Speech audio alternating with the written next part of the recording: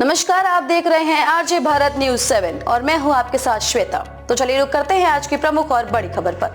Nashik seat से उम्मीदवारी छोड़ अजीत गुट के नेता छगन भुजबल बोले, उद्धव ठाकरे और शरद पवार के पक्ष में सहानुभूति। एनसीपी अजीत पवार गुट के बड़े नेता और राज्य सरकार में कैबिनेट मंत्री छगन भुजबल ने कहा है कि महाराष्ट्र में शिवसेना और एनसीपी के टूटने से शिवसेना यूबीटी के नेता उद्धव ठाकरे व एनसीपी एसपी के नेता शरद पवार के लिए मतदाताओं के मन में सहानुभूति है। इसका फायदा इन दोनों को होगा।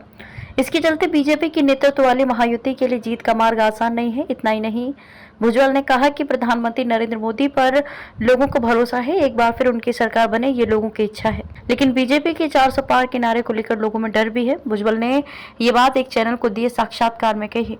भुजबल का ये बयान ऐसे वक्त में आया जब वो चुनाव अपने पूरे जोर पर है। नासिक सीट से चुनाव लड़ने के इच्छुक भुजबल ने हालांकि खुद को चुनावी रेस से अलग कर लिया है, लेकिन नासिक सीट पर उम्मीदवार कौन होगा इसे लेकर अब तक कोई फैसला नहीं हो पाया है।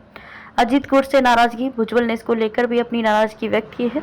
जब उनसे पूछा गया कि क्या एनसीपी अजीत गुट ने नासिक सीट पर अपना दावा छोड़ दिया है, इस पर भुजबल ने कहा कि मैं ऐसा नहीं कह सकता, इस बारे में पार्टी के वरिष्ठ नेता ही फैसला ले सकते हैं। मैं इतना जानता हूं कि होली के दिन मुझसे कहा गया था कि मुझे नासिक में लोकसभा का चुनाव लड़ना है।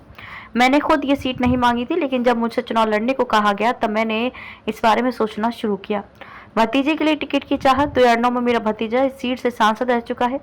इसके बाद शिवसेना के हेमंत गोडसे 2 बार से सांसद हैं।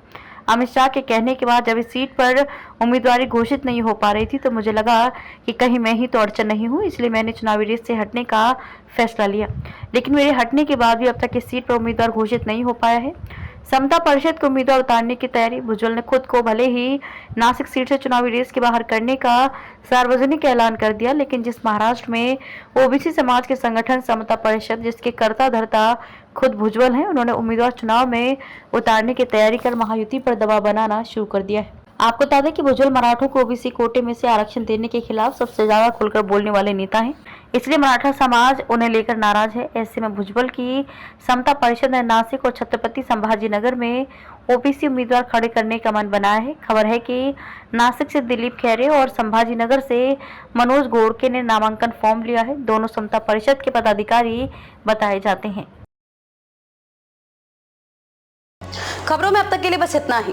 फिर होगी आपसे मुलाकात ऐसी किसी बड़ी और खास खबर के साथ। तब तक के लिए नमस्कार और देखते रहिए आरजे भारत न्यूज 7।